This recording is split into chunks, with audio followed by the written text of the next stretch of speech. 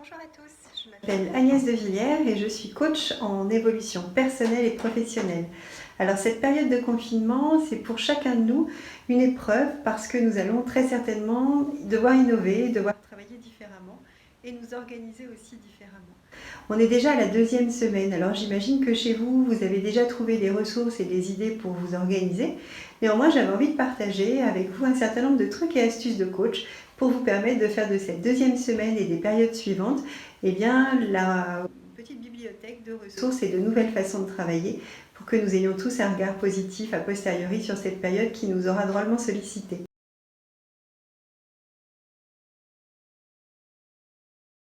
Voilà, donc la première chose que je vous propose de faire pour traverser cette période, eh bien, c'est déjà d'accepter les différentes émotions par lesquelles nous allons passer. Je ne sais pas si vous avez en tête la courbe du changement ou la courbe du deuil. Je vous inviterai à aller regarder sur internet à quoi ressemble cette courbe.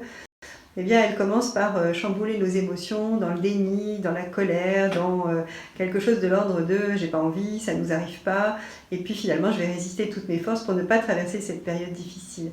Je pense que pour la majorité d'entre nous, on en était à ce point-là à peu près le week-end dernier.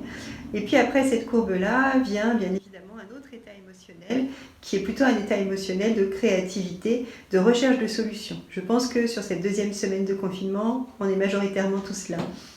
Alors je ne sais pas quelle solution vous avez trouvée, mais en tout cas moi je voulais faire un point avec vous sur de l'organisation et vous proposer quelques solutions. Déjà la première chose c'est que même si on est amené à travailler à la maison, de ce coup on a plusieurs casquettes. On a notre casquette de parents, notre casquette de professionnel pour ceux qui devront faire du télétravail, notre casquette d'époux et notre casquette de personne. Le premier piège dans lequel on peut tomber dans ces périodes-là, c'est de superposer les casquettes et d'avoir l'impression de devoir toutes les chausser en même temps. C'est une erreur parce qu'on va s'épuiser et on va être à chaque fois à 30% de nos capacités ou de nos compétences au lieu d'être à 100% pour cela. Ça peut se faire même avec les enfants. Alors la première chose à faire, c'est déjà de destiner un endroit pour travailler. On peut le faire avec du scotch, avec des enfants sur la table familiale. Chacun va devoir dessiner l'espace qui lui est réservé pour le travail. Et on va séquencer son espace de façon à ce que chacun puisse avoir son propre espace de travail et on va s'y asseoir uniquement pour travailler. La deuxième chose qu'on va pouvoir séquencer, c'est le temps. On va se référer par exemple au temps qu'on utilise à l'école pour les enfants. Très souvent, les séquences sont faites de 45 minutes. Mais il n'y a pas de secret, 45 minutes, c'est notre capacité de concentration maximale. Même nous, en tant qu'adultes, et je crois même qu'elle est peut-être un peu moindre parfois, et bien là aussi, quand je vais mettre ma casquette de professionnelle, je vais me mettre à cet endroit que j'ai désigné comme étant mon endroit de travail. Je peux installer les enfants dans ce qui sera leur endroit de travail et on va pouvoir mettre un chronomètre et on va décider qu'on va se consacrer à une tâche unique pendant 45 minutes. Je sais qu'on a tous tendance à penser qu'on est capable de faire 36 choses à la fois. Alors c'est vrai, hein, bien évidemment, notre cerveau il est adapté à faire plein de choses, mais il est adapté à réfléchir à plein de choses. Dans l'action, c'est différent, on est beaucoup plus performant quand on arrive à faire une seule chose à la fois. Alors une des premières stratégies pour sortir positivement de cette période de confinement, eh bien, ce sera ça, de ne chausser qu'une casquette à la fois. Quand on est disponible pour les enfants, pour les accompagner pour les leçons, on n'a pas son téléphone portable et on n'est pas joignable non plus.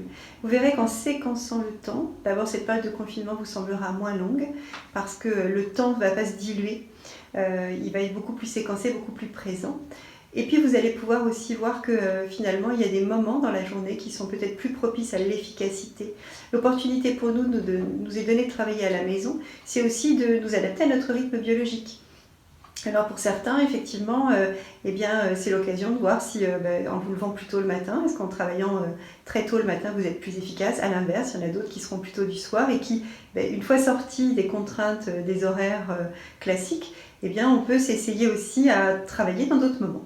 Donc le temps peut être un allié dans cette période de confinement, à condition de lui donner la valeur, c'est-à-dire de le séquencer correctement, 45 minutes. C'est beaucoup, hein. En 45 minutes, on fait énormément de choses. Au bout de 45 minutes, je fais une petette pause à la gestion du temps. On appelle ça un pomodoro. C'est une pause de 8 minutes. Ce sont les petites tomates que vous avez dans les cuisines qui servent de minuteur. Alors au terme des 45 minutes de travail, rien ne vous empêche de mettre un petit pomodoro, d'avoir un temps où vous vous levez, vous faites autre chose. Vous voyez, avec les enfants, peut-être que c'est le moment de changer de casquette et dans ce cas de prendre le relais. Si c'est maman qui faisait travailler les enfants, ça peut être papa. En tout cas, que chacun ait bien une notion que le temps a des cycles et qu'au cours de la journée, ces cycles sont nombreux et variés. On fait des pauses de 8 minutes et on fait des séquences de travail de 45 minutes. Vous n'avez rien à perdre à l'essayer. Faites-le une demi-journée et vous verrez, vous aurez l'impression que la journée passe plus vite et surtout, au-delà de ça, d'être beaucoup plus efficace. Donc la seconde chose, c'est de séquencer le temps. La troisième chose, ça va être le partage. On a l'opportunité pour une fois d'être tous ensemble, peut-être plus durablement que ce que l'on a lorsque l'on est tous au travail. Et là aussi, quand j'ai ma casquette familiale, c'est vraiment celle-ci qui l'emporte. Je vois passer sur les réseaux sociaux de nombreuses recettes de cuisine et de nombreux jeux. Franchement, on en rêvait. Il y a longtemps qu'on n'avait pas eu tout ce temps-là. Alors peut-être qu'on peut l'utiliser pour partager ces moments de cuisine ensemble. Si on a la chance d'être confiné et en bonne santé, je crois qu'on peut tous se dire que ce temps-là, on doit le mobiliser positivement et ça c'est une chose à ne pas négliger. Donc la première chose, je suis au clair avec mes émotions, j'accepte les moments où je suis en colère, j'accepte les moments où je suis agacée, où je suis impatient. Et dans ça, vous avez plein de petites vidéos pour gérer le stress, notamment sur cette page. Allez, on a tous le droit à ça, ça peut se faire collectivement.